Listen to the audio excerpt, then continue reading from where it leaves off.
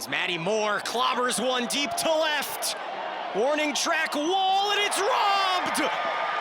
Thompson's got it! Deep drive, center field, Clark wins it with a home run!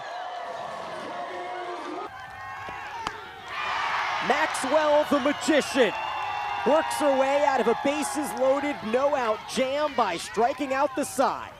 We get a perfect showcase here. 2 on, 1 out in a tie game. 1-1, changeup, stroke down the right field line. Johnson to the warning track. It's off the 205 sign. Runners had to hold. Panel gets sent home, and she'll score on the RBI double by Malloy. As Noller drives it to right. Moore gets the green light. Throw is wide, and the Tigers walk it off. With storms passing through overnight, the sun's starting to shine here at McWhorter Stadium for the final game of this ACC weekend set between North Carolina and Clemson. Here on this Sunday afternoon, we take a look at the series summary, and it was Clemson's early hitting on Friday, North Carolina's fielding and bats that even the series. And partner, we've got ourselves a rubber game. Yes, we do. And did you know that the term rubber game comes to us from the 16th century and lawn bowling? Well, folks, he's Scott Whitlock. I'm Daniel Gillman. No better way to welcome you into this ACC Network Extra production. As Scott, we have seen a tale of 2 games. Clemson very strong in game 1, but North Carolina put together a whole 7 innings yesterday. Yes. In game 1, Clemson got the hits when they needed one. Yesterday, North Carolina got them when they needed them. And more importantly, North Carolina has played lights out defense in this series. Yep, UNC swept Pittsburgh last weekend. Clemson lost 2 out of 3 to Duke. So a lot on the line today as we take a look at this afternoon's starting pitching matchup. And the sophomore Nikki Harris, she hasn't thrown in 14 days. We'll see what happens matched up against the ace on the other side. She's 7-0, so she knows how to win. And we know that Basinger can win because she did here Friday night. And the question is, after seeing Basinger 4 times, how will this hot heel lineup face off? As Kiana Pierce, who had come into this year without a career home run, she's got 2 now under her belt. Yep, she's swung a bat very well this weekend for the Tar Heels. Couple star lefties out of the transfer portal to lead things off for Megan Smith Lions crew, up against Reese Basinger, the transfer from Winthrop, who has certainly earned the role as ace here for the Tigers. She has come in here and been a great leader of this pitching staff. Took her a little bit to get settled in, but now that she's established, she's been doing a good job for Coach Rittman. Basinger scattered those 5 hits, 1 walk on Friday, as UNC has struggled with runners on base this weekend, but were able to come through with a couple long balls yesterday against Brooke McCubbin. The winds are picking up. Rain is potentially coming in the next 30 minutes, but at the moment, we sit with just some light sprinkles as you see the wind blowing almost directly in. Good for a pitcher, Scott, as Reese Basinger matches up with Alex Coleman to kickstart this Sunday matchup. Yes, it is. First pitch swinging off the glove of Collins at short. Coleman might have beaten that out anyways and leads it off for UNC here this afternoon. We've seen Coleman do that yesterday as well. The game of softball, when you get right down to it, relative to defense, it's the game of throw and catch played under a lot of stress. And right there you saw that she tried to get ahead of herself a little bit and the ball went off the heel of the glove.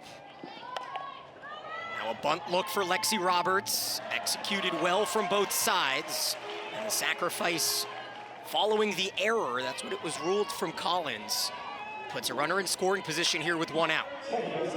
I think that's a fair ruling though. She conceivably could have gotten the out. You can't really argue with the scoring. So it brings up the big slugger, 3rd in the nation in RBIs for the Pittsburgh transfer Kat Rodriguez, as she goes chasing a screwball low and inside, but no swing, says Roger Potts down the third base line, and look at that sheepish smile. Well, Roger Potts got an earful of it yesterday, and he don't really want to start off like that. So the count's 1-0. For the record, he may have gotten that right, Daniel. He could have. Tar Heels look to strike early. Count even on this foul pop-up as we will get you the score bug here momentarily. Top of the first inning, scoreless. North Carolina 4-1 in the ACC. Clemson 2-3. You say score bug? That sounds like something you can catch. You know, like that's caught by Basinger, and she'll catch the base runner in a pickle as the former Tar Heel Brown places the tag, and a terrific defensive play there from the pitcher in the circle, Basinger, to pick up out number 2. That was an experienced decision right there. Basinger knew that she was going to look her back. The base runner trying to get a big-time jump, finds herself out there in the middle of nowhere, Coleman did. And now the Tigers, and Basinger has a chance to pitch around that leadoff error. There's a look at the All-ACC third baseman. Spent her first few years in Chapel Hill, and Alex Brown, as Sanaa Thompson comes to the plate. Cleanup hitter who has showcased her glove tremendously with that stolen home run in the first inning yesterday. Well, as I shared with you yesterday, I really like her game. Thompson sends one back towards us. She and Ava Wilson of the Clemson Tigers, high school teammates. A lot of Georgia connections today, Scott. Basinger out of Evans.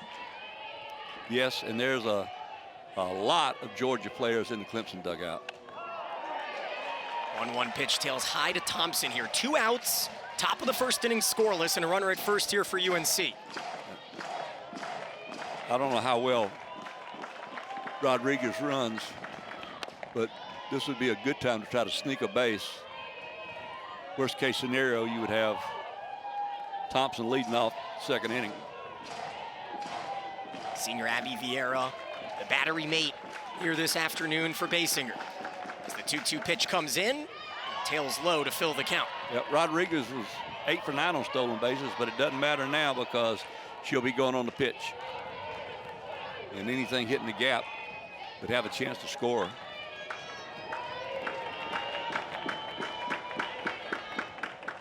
Three-two, driven deep to center, and the Tar Heels watch it sail short of the wall. The wind blowing in keeps it in the glove of Jamison Brockenbrough.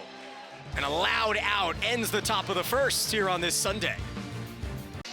Bottom of the third here at McWhorter Stadium. Happy to be joined by Charlotte's head coach in Courtney Brialton. Well, Coach, did you design things to go this way, or is this better than you could have imagined? No, it's working out right now, but there's a lot of game left, so enjoying it, but we got to keep our focus and, you know, just get outs.